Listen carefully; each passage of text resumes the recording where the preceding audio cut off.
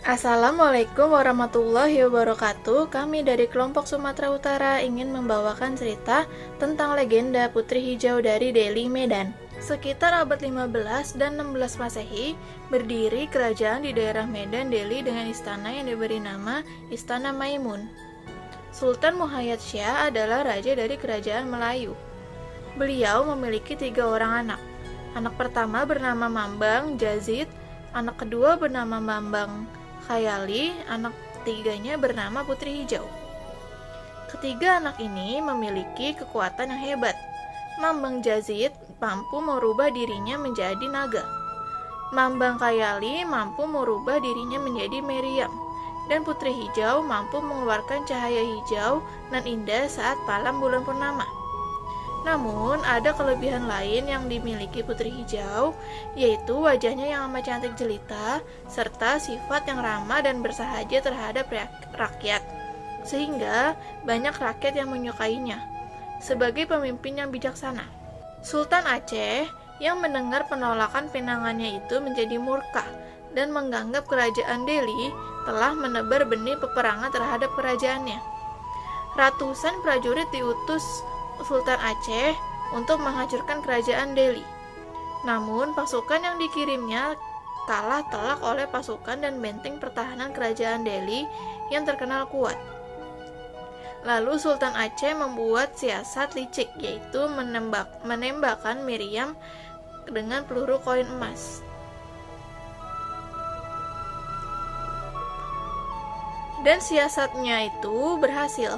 Para prajurit sibuk mengutip koin-koin emas yang berserakan. Di saat seperti itulah pasukan kerajaan Aceh menyerang kerajaan Delhi. Hasilnya kerajaan Delhi kalah.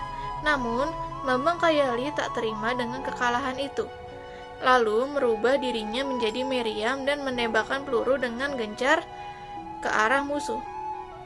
Persyaratan itu pun diterima oleh Sultan Aceh, karena menurutnya itu hal yang mudah. Lalu, pergilah Sultan Aceh beserta rombongan pasukannya menggunakan kapal berlayar di sungai Delhi, dan Putri Hijau dimasukkan ke dalam peti kaca. Saat tiba di daerah Jambu Air, Putri Hijau keluar dari peti kaca, lalu mengerjakan amanat yang diberikan abangnya kepadanya, yaitu menabur beras dan telur di sungai Delhi, lalu membakar menyan dan menyebut nama Mambang Jazid 3 kali. Mambang Jazid, Mambang Jazid, Mambang Jazid. Datanglah abangku, selamatkanlah adikmu ini dari genggaman Sultan Aceh.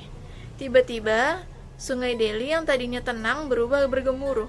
Langit menjadi gelap seolah mau turun badai, petir menyambar saling bersautan. Perkenalkan, nama saya Agung Setiawan. Saya akan menjelaskan tentang unsur-unsur kebudayaan. Yang pertama, bahasa. Bahasa yang digunakan sehari-hari ialah bahasa Melayu. Yang kedua, sistem pengetahuan. Sistem pengetahuan masyarakat Batak tampak pada perubahan-perubahan musim yang diakibatkan oleh siklus alam. Perubahan 2 musim tersebut dipelajari masyarakat Batak sebagai pengetahuan untuk keperluan bercocok tanam. Masyarakat suku Batak juga menguasai konsep pengetahuan yang berkaitan dengan jenis tumbuh-tumbuhan di sekitar mereka. Yang ketiga, sistem kepercayaan. Masyarakat suku Batak telah dipengaruhi oleh beberapa agama, yaitu agama Islam dan agama Kristen Protestan, yang masuk sejak permulaan abad ke-19. Agama Islam masuk di Minangkabau sejak tahun 1810. Sekarang dianut oleh sebagian besar dari orang Batak Selatan, khususnya di daerah Mandailing dan Angkola. Sedangkan agama Kristen disiarkan ke daerah Toba dan Simalungun oleh organisasi penyiar agama dari Jerman sejak tahun 1863 dan ke daerah Karo oleh organisasi Belanda pada masa yang sama. Di samping itu juga ada agama-agama lain dan agama pribumi. Yang keempat, sistem mata pencarian. Sistem mata pencarian masyarakat sebagian besar penduduk Sumatera Utara ialah bercocok tanam karena tanahnya masih sangat subur. Dan ada juga yang menangkap ikan dan membuat kerajinan tangan yang tinggalnya di dekat sekitaran danau. Yang kelima, sistem peralatan hidup. Sistem peralatan hidup dan teknologi berladang, kebutuhan rumah tangga, teknologi yang dipakai masih tergolong sangat tradisional. Yang keenam, sistem kemasyarakatan.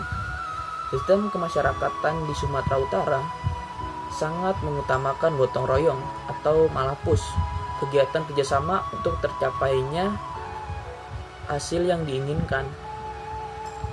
Dan yang terakhir, kesenian. Salah satu kesenian dari Sumatera Utara ialah tari serampang 12. Tari serampang 12 ini merupakan tarian Melayu yang diiringi dengan irama dengan sentuhan gendang-gendang ala Amerika Latin. Assalamualaikum warahmatullahi wabarakatuh. Hai, perkenalkan nama saya Rita Muzadillah dari kelas S3B dengan nomor NPM 201946500291 dari kelompok Sumatera Utara yang menceritakan tentang legenda Putri Hijau. Dan saya akan menjelaskan bagian poster. Saya akan membahas tentang posternya. Di situ terdapat tulisan warna kuning Legenda Putri Hijau yang merupakan judul dari poster tersebut. Dan terdapat seorang wanita yang berpakaian serba hijau, kebaya tradisionalnya hijau, kerudungnya hijau, yaitu Putri Hijau. Putri Hijau yang menjadi tokoh utamanya. Dan di depannya terdapat Kesultanan Aceh yang terlihat hendak meminang Putri Hijau menjadi istrinya. Dan di belakang mereka terdapat kapal besar, yaitu kapal dari Kesultanan Aceh yang hendak digunakan untuk membawa Putri Hijau untuk menjadi istrinya. Mereka terlihat di pinggir sungai, yaitu adalah Sungai Deli yang menjadi saksi bisu terjadinya tenggelamnya Putri Hijau yang menolak lamaran dari Sultan Aceh.